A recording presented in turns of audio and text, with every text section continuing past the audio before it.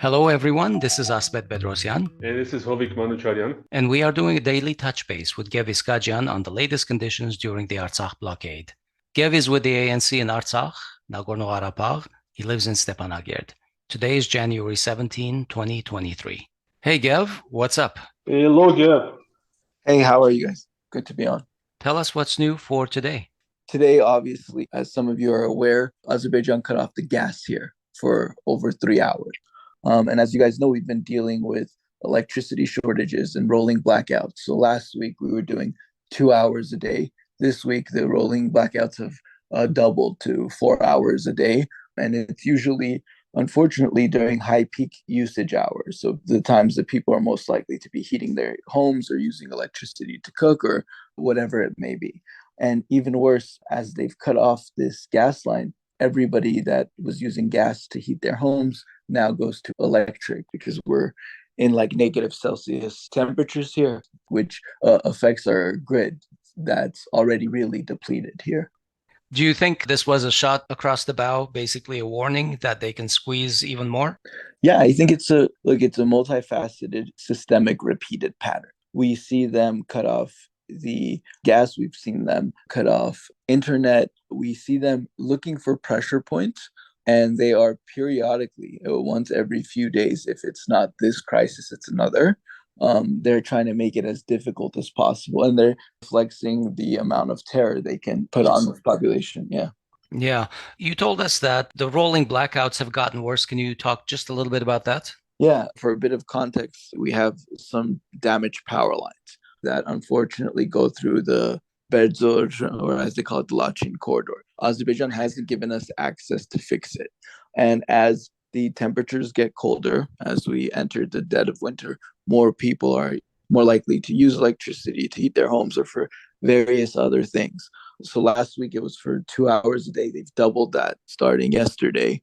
We've seen 4 hours. And I can tell you, unfortunately, but even that 4 hours sometimes isn't enough because outside of those scheduled blackouts, we'll still have the lights go out here and there. Gev, for the gas outage, they only do it for a few hours, but essentially for the electrical power line, they're basically not giving Artsakh this access at all. I mean, is there anything that can be done about this? Why isn't there, or is there being something being done that we're not aware of? But essentially, with this is a week now, right? That is gone. People are suffering. So Yeah. have the peacekeepers been consulted about it? Is there any news about when the electrical power line will be brought back up? Yeah. I think it'll be good to lay out the difference between the electrical power line and the gas connection that we have. So for our inability to reach those power lines, their stance is that the protesters are there and we're not allowed to use that corridor.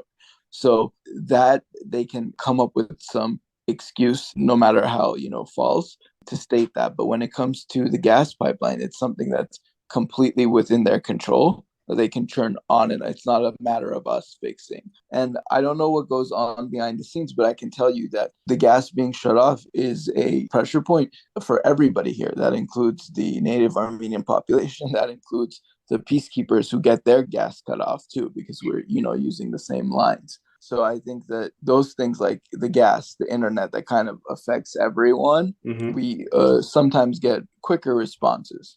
As a final question, we would want to ask you how the political drama around Ruben Vartanian is affecting people's lives over there. Look, the perspective I viewed this from is Azerbaijan's biggest tool for fear onto this population isn't the lack of food or closing the road.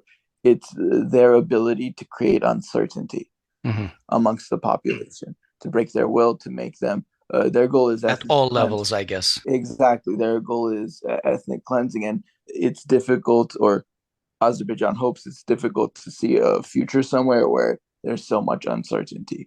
And that's what this blockade has been. It's been, a period of uncertainty for the population here. I think creating that on a political level maybe isn't the best thing right now, regardless on anyone's opinions of anybody else. But look, there is one more thing I will say. Artsakh is on its last lifeline. This is an existential fight right here. And no matter what happens politically, we have to make sure that we, as diasporan Armenians, as just Armenians around the world, no matter what, can't get disengaged from Artsakh itself, regardless of who runs it or what happens politically. And I think that no matter what happens moving forward, there'll be a lot of analysis or whatnot. But the one thing we have to keep in mind is that there's an existential fight going on here, and nothing can be an excuse to detach. Right. Wisdom to listen to. Yeah. All right, Gev. Thank you for your time. Let's talk tomorrow. All right, guys, we'll talk.